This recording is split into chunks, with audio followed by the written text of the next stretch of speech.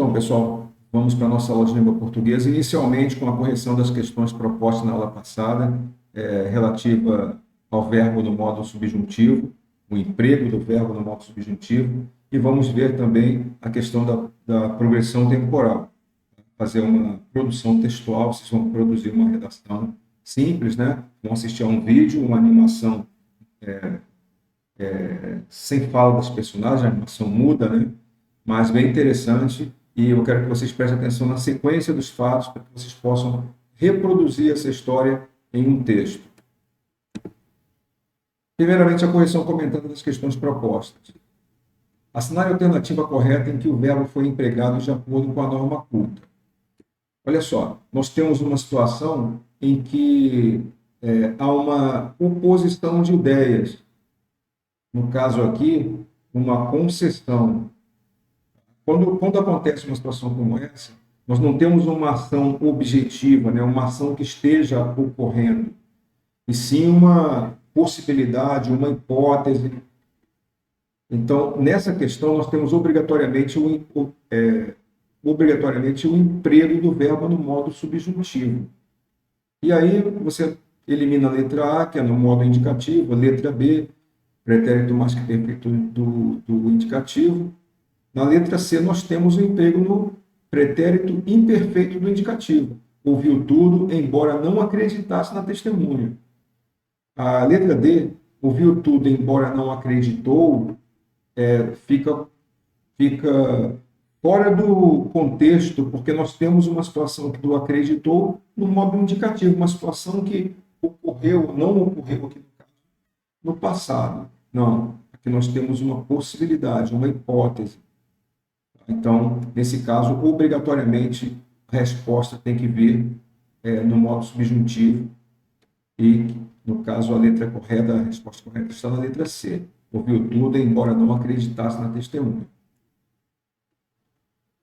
A segunda questão, também de acordo com a norma culta, o emprego do verbo, olha só, talvez uma situação de possibilidade, hipótese, também dúvida, e o verbo modificado ali por um advérbio de tempo que indica um tempo futuro. Então, dia seguinte aqui, amanhã. Talvez chove amanhã, não pode ser usado nessa circunstância porque nós temos um talvez. Se ocorre o talvez, obriga o verbo estar empregado no modo subjuntivo e não no presente do indicativo, como está na letra A. A letra B, presente do subjuntivo. Talvez chova amanhã. Ok? Então, a letra B é a resposta correta. E por que não é a letra C, professor? Letra C, chover-se, é pretérito imperfeito do modo subjuntivo. Não casa com uma circunstância em que o tempo está para o dia seguinte, amanhã. Por que não pode ser o choverá, professor? Não pode ser porque o talvez indica uma circunstância de dúvida, portanto, retira essa possibilidade.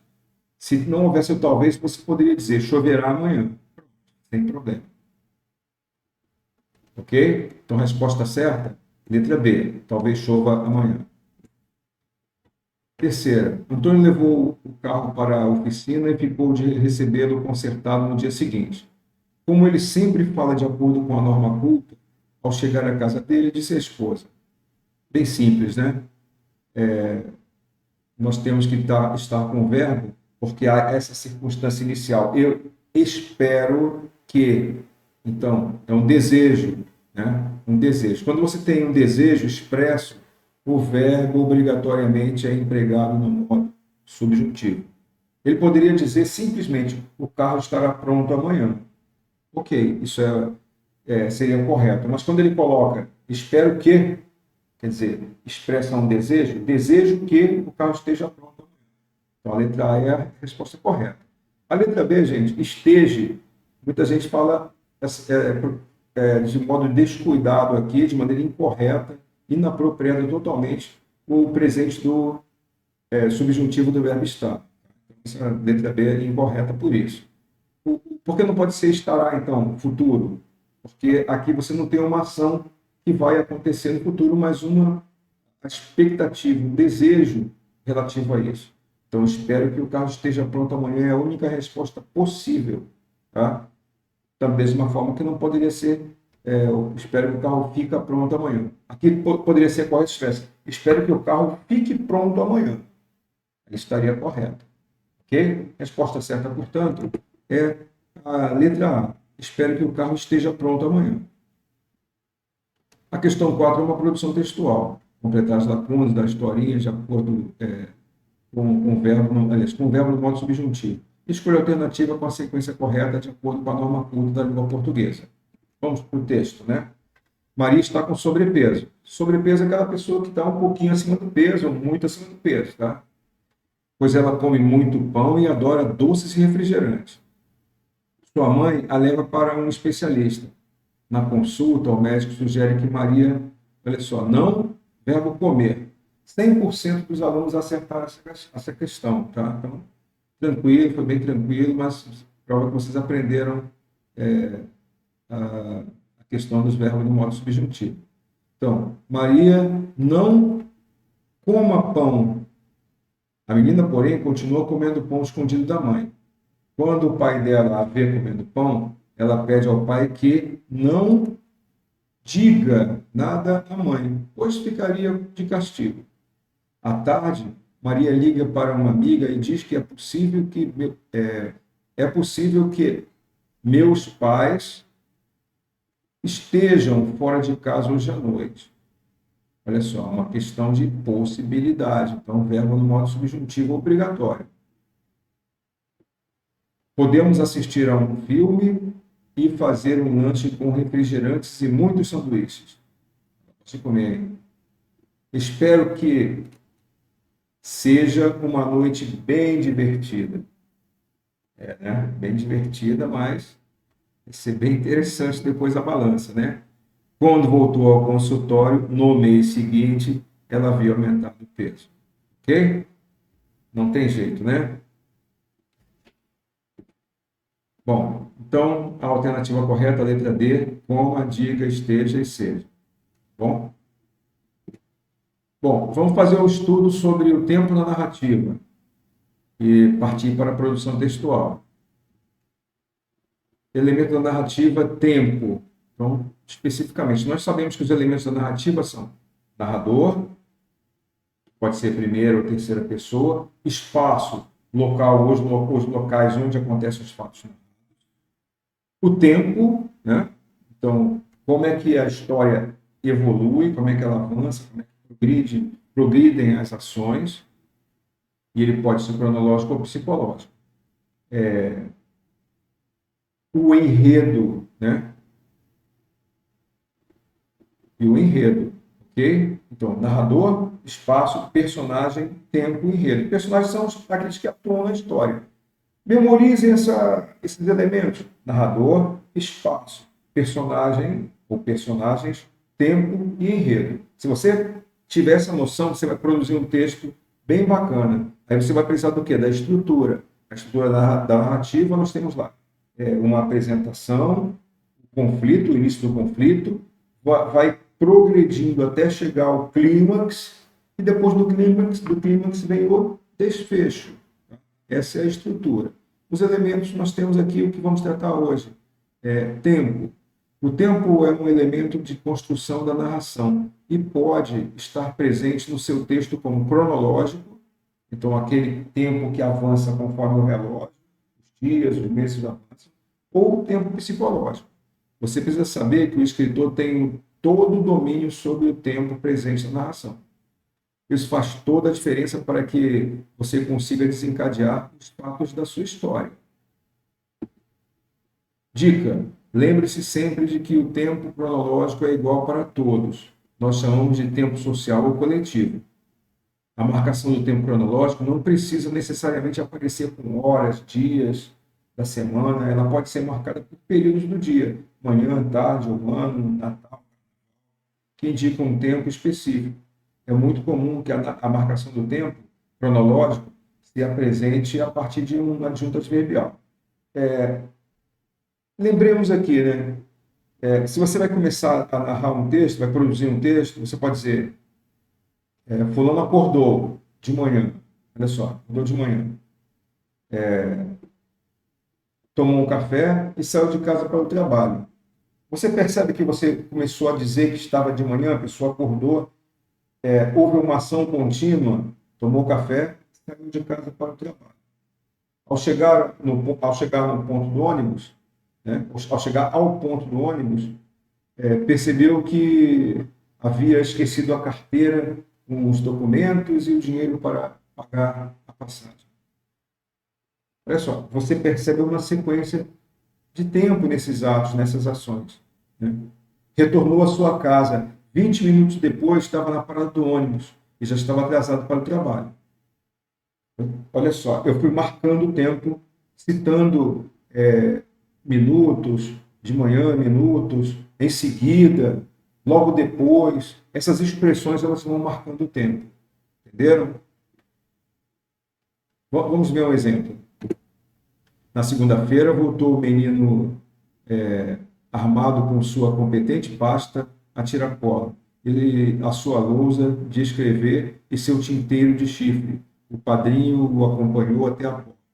Logo, nesse dia, portou-se de tal maneira que o mestre não se pôde dispensar de lhe dar 4 bolos.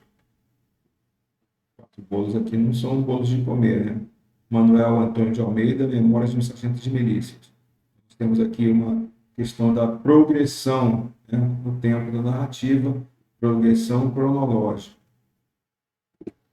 O tempo psicológico é o tempo individual, ao contrário do cronológico, não é igual para todos. Cada pessoa, personagem, narrador, sente a passagem do tempo de uma forma diferente. Isso significa que existe uma influência de emoções, situações, sentimentos sobre a passagem do tempo. É um tempo interno. Sabe quando você espera na fila da padaria e de repente 10 minutos parecem uma eternidade? E quando você quer dormir mais um pouquinho e 10 minutos passam como se fosse um? O tempo real é o mesmo, mas as sensações daquele momento fazem você sentir que demorou mais, passou mais rápido. Esse é o tempo psicológico. Pessoal, quando vocês ouvirem alguém dizer assim, caramba, a semana passou rápido, a semana voou, e o ano passou rápido. Pessoal, 60 segundos, 1 minuto, continua lá ao mesmo tempo. Se eu colocar o relógio, vai ser o mesmo tempo. Se você colocar o relógio e marcar 1 hora, vai ser 1 hora. Vão ser 60 minutos que vão se passar. Okay? Se passaram 1 hora. Por que passou rápido? Então, esse é o tempo psicológico. Puxa, esse ano está passando rápido demais. Ora, quem falou que está passando rápido? Ele está cronologicamente passando rápido. Da mesma forma que foi no ano passado. 60 minutos, 1 hora, né? É a rapidez do tempo natural. Só que alguém pode enxergar que está passando mais rápido do que isso. Por quê? É o tal do tempo psicológico. Okay? E também pode demorar a passar em outras circunstâncias, né? Normalmente quando há sofrimento. Normalmente encontramos esse tempo em histórias com um narrador onisciente, que vê tudo, né? Ou narrador, personagem que participa da história. O tempo psicológico é visto como um fluxo de consciência, uma imaginação, um sonho, um devaneio, por parte do personagem. Veja o exemplo a seguir. Ele já não consegue sentir mais nada ao seu redor. Olha só. O narrador está dizendo o que passa ali no o sentimento da personagem, né? Seus sentidos são sempre os primeiros a ir. Por mais que aquele processo levasse horas, ele não sentia nada disso. Ele sentia como se fossem apenas alguns minutos. Ele está completamente tonto agora, como se estivesse sonhando. Perceberam aqui, então? É uma narrativa em que há o tempo psicológico. Professor, isso pode aparecer numa história, o tempo psicológico e o tempo cronológico? Sim, claro que sim. Num determinado momento da história, o tempo cronológico pode predominar e no momento X, o tempo psicológico, num determinado momento da narrativa.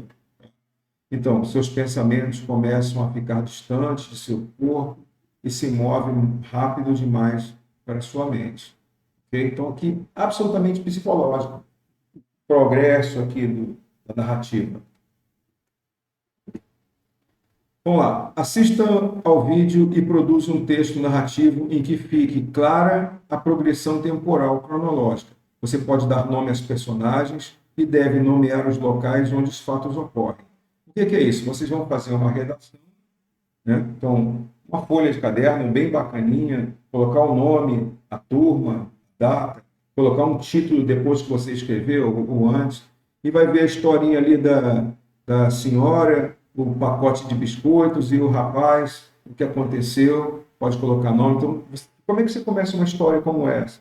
Você tem que dizer, por exemplo, a dona fulana acordou naquele dia mais cedo porque precisava pegar um transporte, um trem, né? Mas como estava com fome, passou em tal local, né?